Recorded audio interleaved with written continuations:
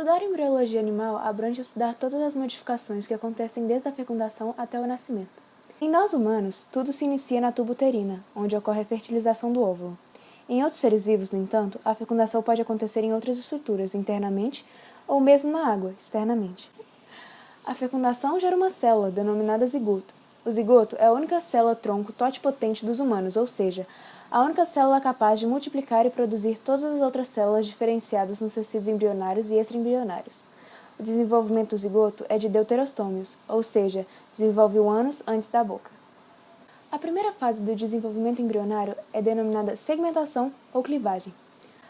Durante a segmentação, o zigoto sofre uma série de divisões mitóticas, gerando uma massa de células denominada mórula. Essas células são denominadas blastômeros, e cada um possui seu próprio núcleo. Durante as divisões, ocorre pouca ou nenhuma síntese proteica e o embrião não cresce muito ainda. É interessante comentar que todos os blastômeros da mórula possuem cópias exatas do DNA do zigoto, porém não são células completamente iguais, uma vez que já começam a sofrer uma pequena e inicial diferenciação celular. Essa pequena diferenciação deve-se ao fato de que a divisão do citoplasma do óvulo original não é igual e diferentes regiões podem conter diferentes proteínas e outros determinantes citoplasmáticos.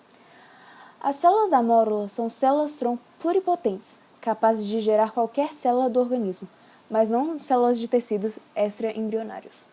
A segmentação termina com a mórula. Após a segmentação, tem início a blastulação, segunda fase do desenvolvimento embrionário. Durante essa fase, a mórula absorve e secreta líquidos do meio externo em seu interior. Isso faz com que as células sejam empurradas para a periferia do embrião, formando uma cavidade denominada blastocele. Um importante fenômeno para os mamíferos ocorre durante a blastulação. O embrião se desloca pelas tubas uterinas durante a segmentação e, posteriormente, a blástula se fixa à parede uterina, processo conhecido como nidação. A nidação é fundamental durante a gravidez, pois evita partos prematuros ou abortos espontâneos. A fixação do embrião culmina na formação da placenta e de outros tecidos extraembrionários. A terceira fase do desenvolvimento embrionário é a gastrulação. Nessa etapa, a diferenciação das células se intensifica e essas tornam-se células-tronco tecido específicas. Na gastrulação dos diblásticos, uma camada de células do embrião se invagina, cobrindo todo o interior da blástula e gerando dois tecidos diferenciados. Esses tecidos são os dois primeiros folhetos embrionários, a ectoderme e a endoderme. No final desse processo, tem-se a gástrula. Na gastrulação, formam-se um tubo em contato com o meio externo, denominado arquêntero. O blastóporo dos diblásticos, a partir do arquêntero, desenvolvem apenas boca, logo, são animais protostômios incompletos. Nos triblásticos, se o blastóporo origina primeiramente a boca, eles são chamados de protostômios. Já, se o blastóporo origina primeiramente o ânus, eles são deuterostômios. Já na gastrulação dos triblásticos, o arquêntero é uma espécie de intestino primitivo e dá origem ao tubo digestório dos animais que o apresentam.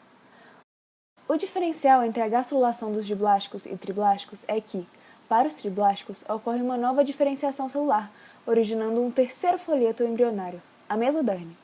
A mesoderme é um tecido extremamente significativo, pois pode permitir um salto de complexidade ao ser. O posicionamento dos três folhetos embrionários na gástrula desenvolvida vai permitir que as células interajam entre si, o que levará à formação de órgãos do corpo.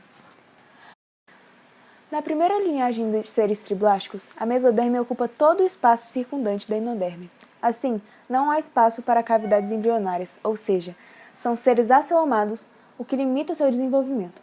Um exemplo são os vermes de corpo achatado. Já na segunda linhagem, apresenta-se um espaço entre a endoderme e a mesoderme, conhecido como pseudoceloma. Esse espaço, apesar de ser preenchido por líquidos, já permite um pequeno avanço de complexidade dos seres, cujo corpo é mais espesso, vermes de corpo cilíndricos. A terceira linhagem de triblásticos apresenta uma cavidade dentro da mesoderme, denominada celoma. O celoma apresenta um enorme salto de complexidade para esses seres. A mesoderme, então, passa a originar diversas novas estruturas e órgãos no espaço disponível. Em alguns seres celomados, a ectoderme sofre uma divisão, gerando o tubo neural, que vai originar todo o sistema nervoso do adulto. Em um grupo seleto de animais, os cordados, a endoderme sofre divisão, originando a notocorda, que permite melhor sustentação do corpo. Apenas os animais cuja notocorda é substituída pela coluna vertebral pode-se denominar vertebrados. A última fase do desenvolvimento embrionário é a organogênese. Os primeiros órgãos a serem formados nos embriões recordados são a notocorda e o tubo neural. A notocorda é formada a partir da endoderme e o tubo neural a partir da mudança dos formatos das células da ectoderme. O tubo neural será o sistema nervoso central do novo organismo. Outra divisão ocorre na mesoderme, formando somitos arranjados em ambos os lados, que posteriormente podem dar origem às vértebras, disco vertebral e músculos associados à coluna vertebral e costelas. À medida que a organogênese progride, a diferenciação celular continua a refinar os órgãos que surgem a partir dos 3 folhetos embrionários. A ectoderme vai gerar tecidos como a epiderme e suas glândulas e receptores, sistema nervoso, a medula adrenal, estruturas oculares e o esmalte dos dentes. Já a mesoderme dá origem à notocorda, aos sistemas esquelético, muscular, excretor, circulatório e reprodutor. Também reveste cavidades e órgãos corporais, além de originar a derme. A endoderme reveste os tratos digestório e respiratório, assim como a uretra, bexiga e o sistema reprodutivo. Também vai originar o fígado, pâncreas, timo e a tireoide. Several months later.